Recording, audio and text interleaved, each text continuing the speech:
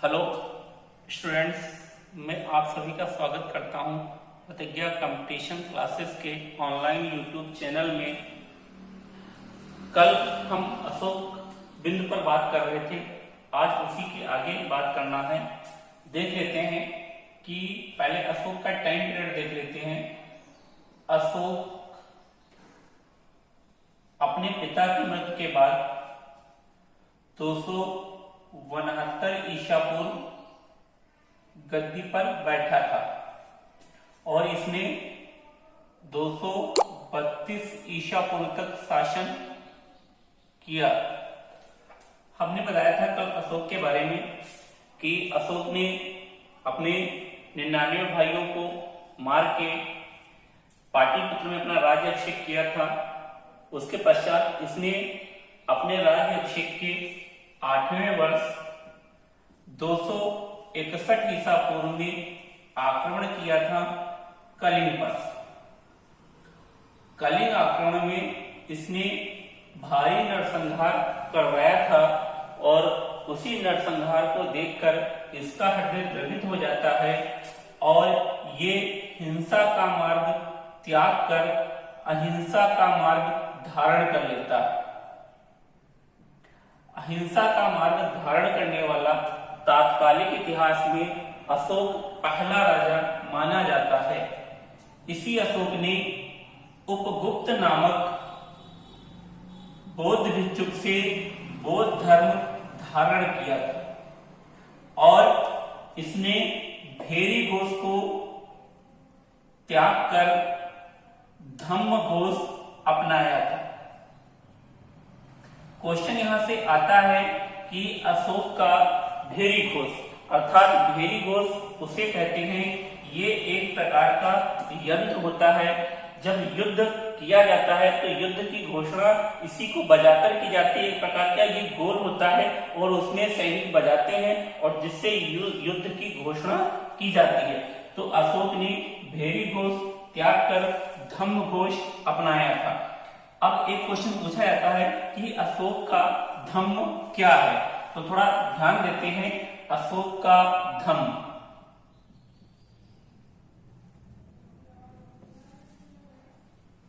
तो ध्यान दीजिए, अशोक ने उपगुप्त नामक बौद्ध भिक्षुक से बौद्ध धर्म धारण कर लिया था और बौद्ध धर्म धारण करने के बाद ये हर समय सत्य असत्य पाप पुण्य की बात किया करता था।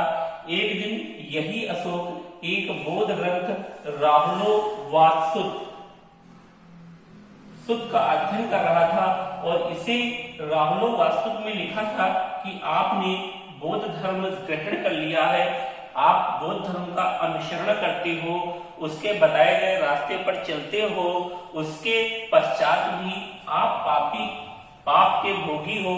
क्योंकि इसी राहुलोवाद में लिखा है कि यदि आप पाप नहीं करते हो और कोई भी व्यक्ति पाप करता है उसे मना नहीं करते हो तो उसके पाप के भोगी आप स्वयं हो।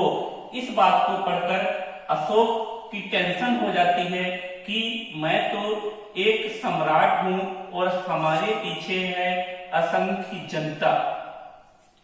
हम तो पढ़े लिखे इंसान हैं, हमारे पास अच्छे अच्छे विद्वान हैं जो हमको सत्य सत्य की बात बताते हैं, हमें पाप करने से रोकते हैं, बौद्ध धर्म के बारे में जानकारी देते हैं।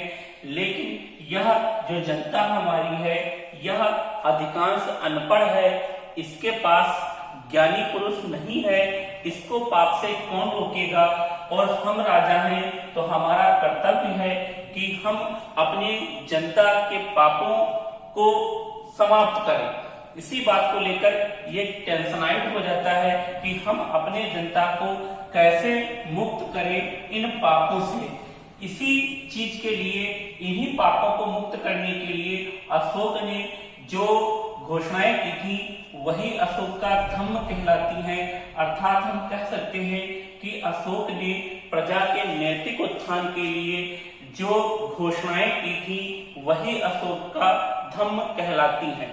एक क्वेश्चन और पूछा जाता है कि अशोक का धम्म कहां से लिया गया है, तो अशोक का धम्म लिया गया है राहुलोवाद से। आगे बात करते हैं कि अशोक को पता लगता है कि यार हम अपनी प्रजा को इन पापों से कैसे दूर रखें। इसके लिए अशोक प्रचलन करवाता है शिलालेख, स्तंभ लेख। अशोक बौद्ध धर्म के प्रचार के लिए स्वयं कार्यरत रहता है और अपने परिवार जनों को भी बौद्ध धर्म के प्रचार के लिए लगाता है, क्योंकि अशोक को पता था कि हमारी जनसंख्या असंख्य है, हमें प्रत्येक व्यक्ति को जाकर बौद्ध धर्म के बारे में नहीं बता सकते हैं। इसीलिए अशोक के मन में एक आइडिया आया कि क्यों ना हम प्रत्येक चौराहे या ऐसे स्थान जहां पर अधिकांश जनसंख्या गुजरती है वहां पर शिलालेख, स्तंभ लेख लगा दे और उसमें बौद्ध धर्म की जितनी भी बातें हैं वो उल्लेखित करवा दे और लोग उसको पढ़ेंगे, उससे समझेंगे और बौद्ध धर्म धारण करेंगे और पाप नहीं करेंगे। इसीलिए अशोक ने शिलालेख व स्तंभ लेखों का प्रचलन करवाया था। आगे उल्लेख मिलता है कि अशोक के शिलालेख, तो अशोक के शिलालेखों को दो श्रेणियों में बांटा गया है। पहले जो इसके शिलालेख हैं वो हैं चतुर्दश शिलालेख,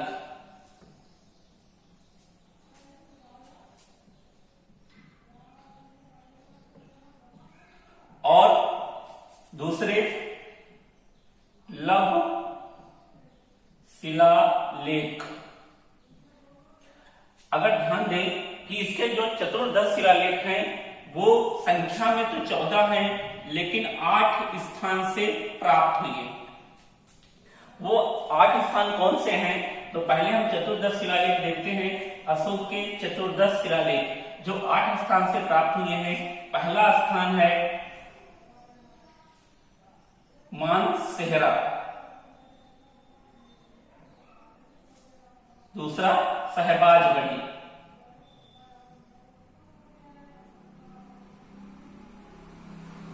तीसरा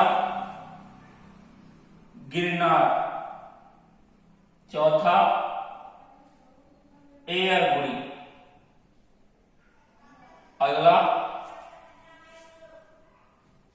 सोपारा, अगला कलसा या कलसी। एक और है इसका, 2 और बचते हैं, धोली और जोगढ़।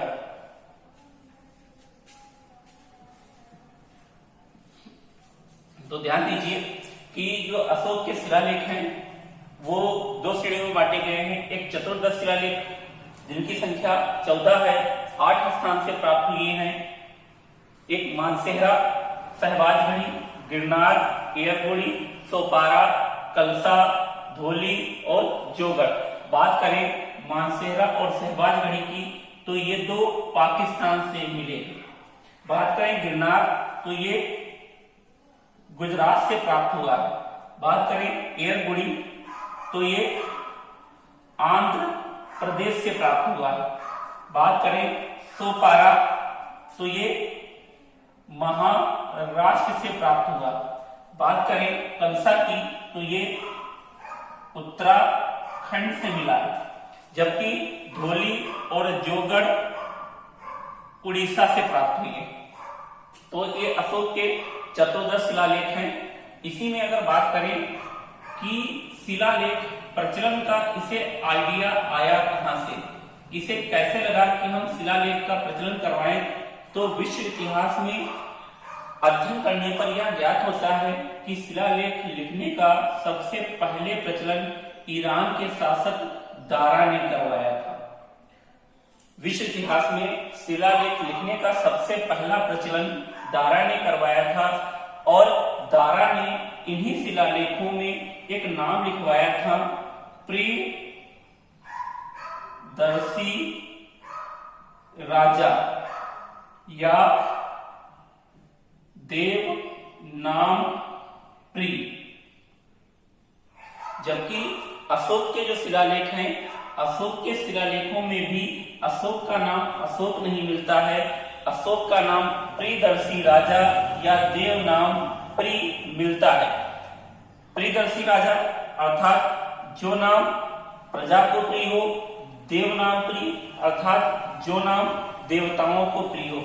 और इसी दारा ने भी ये उपाधि धारण की थी, प्रियदर्शी राजा या देव नाम प्रिय की। इसी अशोक का एक समकालीन श्रीलंका का राजा हुआ करता था जिसका नाम था तिस्स। इसने भी देव नाम प्रिय या प्रियदर्शी राजा की उपाधि धारण की थी। आगे उल्लेख मिलता है कि ये तो हो गए अशोक के शिलालेख। इसी में आगे अगर चर्चा करें, जो अशोक के शिलालेख हैं या अभिलेख हैं, इनकी भाषा प्राकृत मानी जाती है, अर्थात पाली भाषा में लिखे गए हैं। इन्हीं शिलालेखों की जो लिपि है, अर्थात किस लिपि का प्रयोग किया गया है, तो अशोक के शिलालेखों में 4 लिपियों का प्रयोग किया गया है। खरोष्ठी, ब्राह्मी, ग्रीक तथा अरमाइक की, इन 4 लिपियों का प्रयोग किया गया है अशोक के अभिलेखों में। बात करें मानसेहरा और सहबाज की, तो जो 2 ये शिलालेख हैं अशोक के, ये खरोष्ठी लिपि में पाए गए हैं। जबकि भारत में जितने भी शिलालेख हैं वो सभी ब्राह्मी लिपि पर आधारित हैं और अशोक के अधिकांश शिलालेख भी ब्राह्मी लिपि से प्राप्त हुए हैं। जबकि एक मानसेहरा सहबाजगढ़ी जो पाकिस्तान में है वो खरोष्ठी लिपि से संबंधित हैं। बाकी जितने भी हैं सभी ब्राह्मी लिपि से संबंधित हैं। ये तो आपके हो गए अशोक के चतुर्दश शिलालेख, 14 शिलालेख। इन्हें चतुर्दश शिलालेख इसलिए कहा जाता है क्योंकि इन सभी शिलालेखों में एक ही बात लिखी गई है और ये सभी एक जैसे हैं। और ये कितने स्थान से प्राप्त हुए हैं, तो 8 स्थान से प्राप्त हुए हैं। ये संख्या में 14 नहीं है, ये एक समूह है और प्रत्येक स्थान पर 14 शिलालेख लगाए गए हैं, इसीलिए इन्हें 14 शिलालेख कहा जाता है। और इन्हीं सब में एक जैसी ही भाषा का वर्णन किया गया है। आगे उल्लेख करते हैं अशोक के लघु शिलालेख।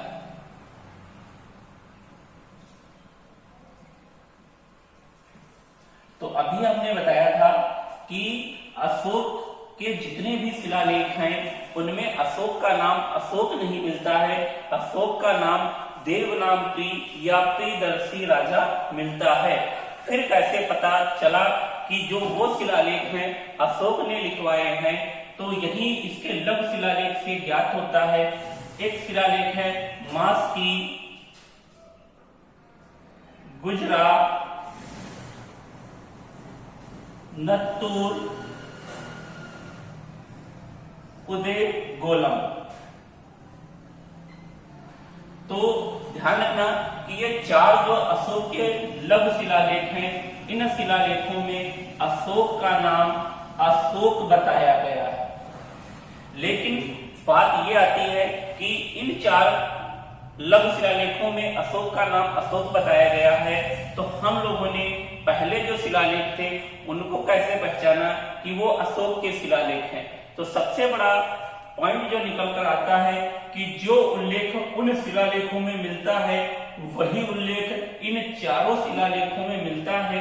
इसीलिए बताया गया है कि इन सभी का निर्माण अशोक ने करवाया था। अगर लघु शिलालेख की बात करें तो एक राजस्थान में शिलालेख मिलता है भाब्रू शिलालेख। इस भाब्रू शिलालेख को अशोक का एकमात्र बेलनाकार शिलालेख भी कहते हैं। अशोक का एकमात्र बेलनाकार शिलालेख भाब्रू शिलालेख है। इसी भाब्रू शिलालेख में स्पष्ट होता है कि अशोक ने बौद्ध धर्म धारण किया था, क्योंकि अशोक के बौद्ध धर्म धारण करने का जो सर्वाधिक बड़ा प्रमाण है वो भाब्रू शिलालेख ही है। आगे उल्लेख मिलता है कि बात करते हैं अशोक के स्तंभ लेख की, अशोक के स्तंभ लेख। तो अशोक के स्तंभ लेख को भी दो श्रेणियों में बांटा गया है, एक सप्त स्तंभ लेख और दूसरा लघु स्तंभ लेख। तो पहले बात करते हैं अशोक के सप्त स्तंभ लेखों की। सप्त स्तंभ लेख जैसे हमारे चतुर्दश शिलालेख थे, एक 14 शिलालेखों का समूह हुआ करता था, इसीलिए उसे चतुर्दश शिलालेख कहते थे। वो 8 स्थान से प्राप्त हुए। उसी प्रकार सप्त स्तंभ लेख संख्या में ये 6 हैं, ये 6 जगह से प्राप्त हुए और इनका एक समूह है 7 शिलालेखों का, इसीलिए इसे सप्त स्तंभ लेख कहते हैं। ये 6 जगह से प्राप्त हुए हैं। 6 स्थान कौन कौन से हैं? तो पहला आता है लोरिया अराज,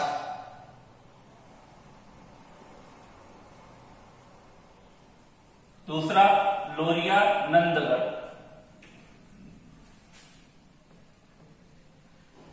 अगला रमपुरवा, इसके बाद दिल्ली टोपरा, दिल्ली मेरठ, अगला प्रयाग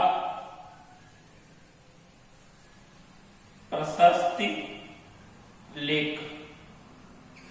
तो देखा जाए कि अशोक के जो सप्त स्तंभ लेख हैं वो 6 स्थान से मिले हैं। लोरिया राज, लोरिया नंदगढ़, रमपुरवा, ये तीनों अशोक के सप्त स्तंभ लेख स्थित हैं बिहार के चंपारण जिले में। इन तीनों जगहों से नेपाल जाने का रास्ता गुजरता है, अर्थात ये नेपाल रास्ते पर स्थित है। लोरिया राज, लोरिया नंदगढ़ और रमपुरवा। बात करते हैं दिल्ली टोपरा की। तो दिल्ली टोपरा जो अशोक का सप्त स्तंभ लेख था, इसे अशोक ने स्थित करवाया था हरियाणा के टोपरा में। लेकिन दिल्ली सल्तनत का एक राजा था फिरोज शाह तुगलक, जो इसे टोपरा से स्थानांतरित करके दिल्ली ले गया था। उसी प्रकार बात करते हैं दिल्ली मेरठ की। तो अशोक ने इसे मेरठ में स्थापित करवाया था, लेकिन यही फिरोज शाह तुगलक इसे दिल्ली स्थानांतरित करवाता है। बात करते हैं प्रयाग प्रशस्ति लेख की। जो प्रयाग प्रशस्ति लेख है ये कौशाम्बी में स्थित हुआ करता था। एक हमारे मुगल वंश का राजा था, नाम आता है अकबर। अकबर ने इसे कौशाम्बी मध्य प्रदेश से उठाकर इलाहाबाद अर्थात प्रयागराज में स्थापित करवाया। और कहा? तो अपने अकबर के महल में या किले में। अगर बात करें प्रयाग प्रशस्ति लेख की, तो इसी प्रयाग प्रशस्ति में जो सर्वाधिक उल्लेख मिलता है वो गुप्त शासक समुद्र गुप्त का मिलता है। तो ये हो गए आपके अशोक के सप्त स्तंभ लेख। इसी से 2-3 पॉइंट और निकल कर आते हैं कि अशोक के सबसे पहले जो अभिलेख थे इनको पढ़ने का श्रेय किसे जाता है? तो 1750 में सबसे पहले टी फैनखेलर ने अशोक के अभिलेखों को पढ़ा था और सबसे पहला पढ़ा जाने वाला जो अभिलेख था वो दिल्ली मेरठ था। इसके बाद एक और चल यहां से और बनता है। 1837 में सबसे पहले अशोक के अभिलेखों को किसने पढ़ा था? तो नाम आता है जेम्स प्रिंसेप ने। तो सबसे पहले जेम्स प्रिंसेप ने अशोक के अभिलेखों को पढ़ा था और सबसे पहले पढ़ा जाने वाला अभिलेख दिल्ली टोपरा था। तो ये आपके यहां से हो गए अशोक के सप्त स्तंभ लेख।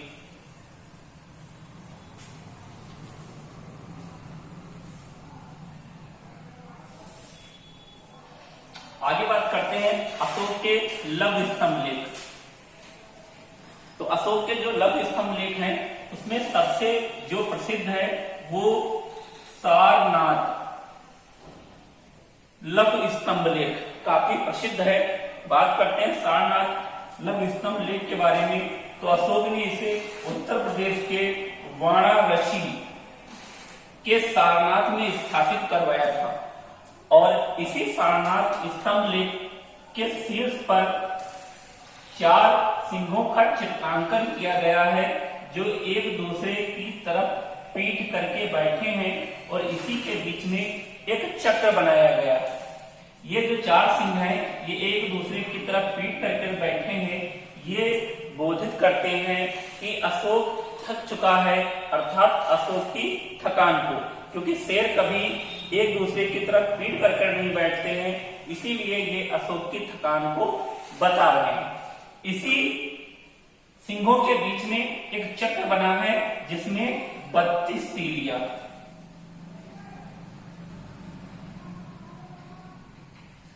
जो प्रदर्शित करता है बौद्ध के धर्म परिवर्तन चक्र को। और इसी चक्र से प्रेरित हमारे राष्ट्रीय ध्वज में भी एक चक्र बनाया गया है जिसे अशोक चक्र नाम दिया गया है।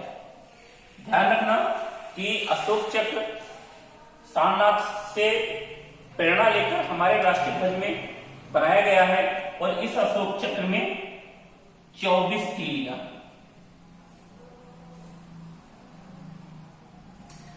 उल्लेख मिलता है कि कभी भी क्वेश्चन आया कि सारनाथ चक्र में कितनी तीलियां हैं, तो हमेशा आप ध्यान रखिए 32 तीलियां हैं, जबकि हमारे अशोक चक्र में कितनी तीलियां हैं, 24 तीलियां हैं। ये जो सारनाथ की 32 तीलियां हैं ये महात्मा बुद्ध के 32 उपदेशों का प्रतीक है, जबकि हमारे अशोक चक्र में जो 24 तीलियां हैं वो 24 घंटे का प्रतीक है। आगे बात करें तो ये तो हो गए अशोक के शिलालेख और स्तंभ लेख और लघु स्तंभ लेख।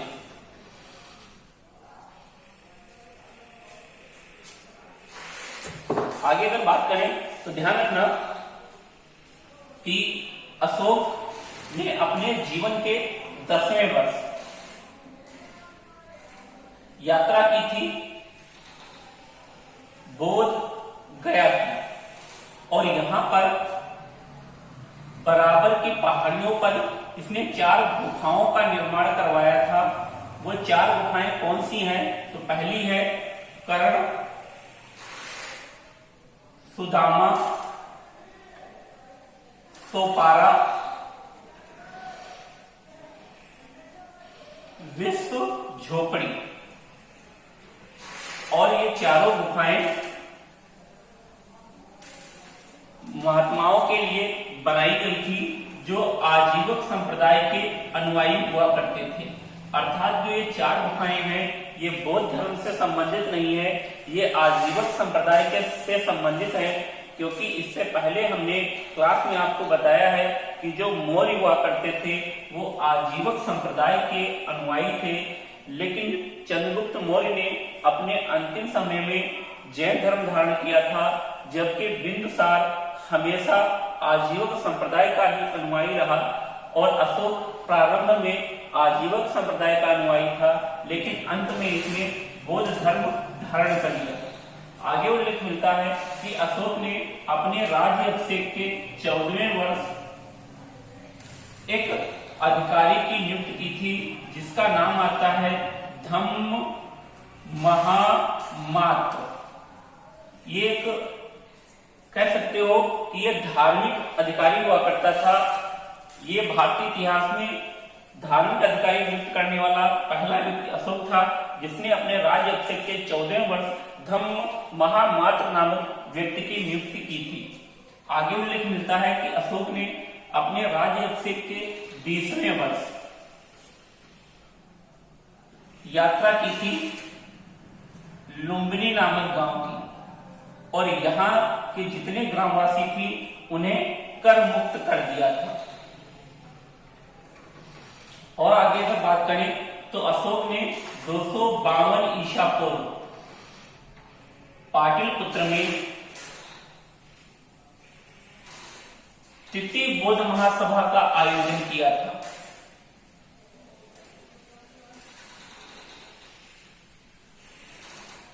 और इसका अध्यक्ष वही जो इसके दरबार में विराजता था, मोंगली पुत्र तीस को बनाया था।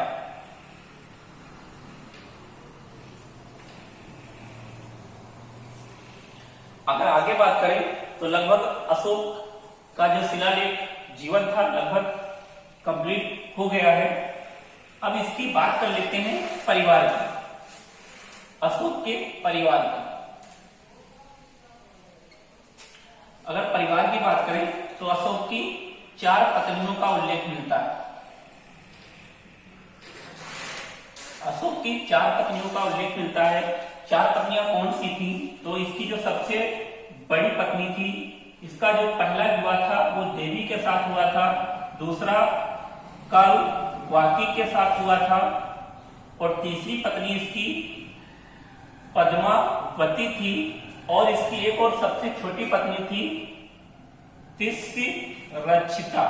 और अशोक सबसे ज्यादा प्रेम इसी से करता था। उल्लेख मिलता है कि अशोक के शिलालेखों में इसकी एकमात्र पत्नी करवाकी का ही उल्लेख मिलता है। बाकी पत्नियों का उल्लेख इसके शिलालेखों में नहीं किया गया है।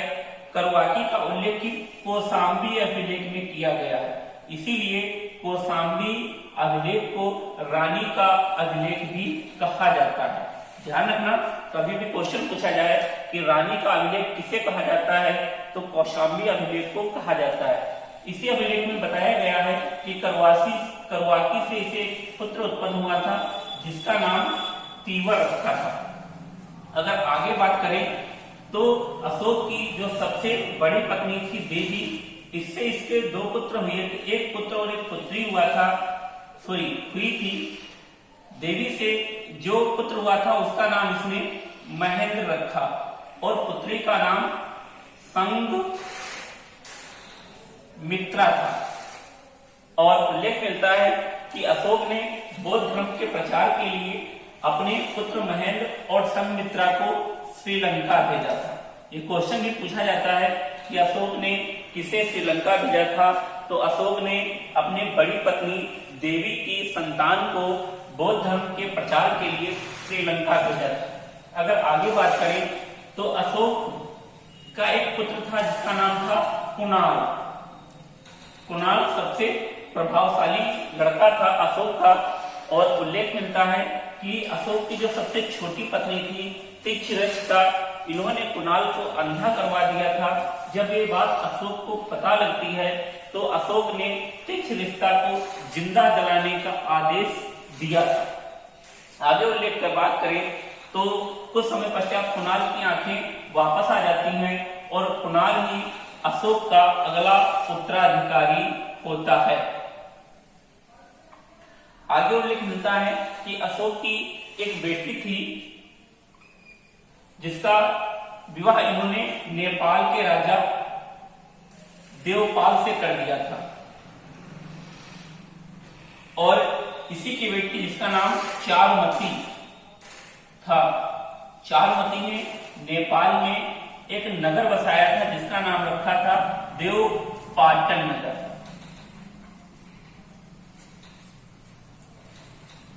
आगे बात करें तो अशोक की लगभग 232 ईसा पूर्व में मृत्यु हो जाती है, और इसकी मृत्यु के पश्चात इसका पुत्र कुणाल राजा बनता है। इसके आगे ज्यादा उल्लेख नहीं मिलता है, और देखा जाए तो मौर्य वंश के आगे अगर किसी का उल्लेख मिलता है तो गुप्त शासकों का उल्लेख मिलता है, और जो ये बीच के शासक थे इनका इतिहास हम लोगों के पास बहुत अच्छे साक्ष्य नहीं है इसके, इसीलिए मौर्य वंश अर्थात अशोक के बाद और गुप्त काल तक के काल को हम अंधकार युग के नाम से भी जानते हैं, क्योंकि इस जो टाइम पीरियड है इस बीच का उसके बारे में अच्छे प्रमाण नहीं मिले हैं, इसीलिए हम लोग अंधकार युग के नाम से भी जानते हैं। बात करें इसी मौर्य का जो अंतिम शासक माना जाता है वो बृहद्रथ को माना जाता है। बृहद्रथ की 184 ईसा पूर्व में इसी के सेनापति था जिसका नाम था पुष्य मित्र शुंग। इसने हत्या कर दी थी और मगध पर एक नया वंश शुंग वंश की स्थापना की थी। तो ये आज हमारा टॉपिक समाप्त होता है मौर्य वंश का और अशोक का। अगला टॉपिक हम लेकर आएंगे जल्द से जल्द। अगर आप सभी लोगों को हमारा चैनल अच्छा लगे तो लाइक करिए, सब्सक्राइब करिए, ज्यादा से ज्यादा लोगों को शेयर करिए। धन्यवाद।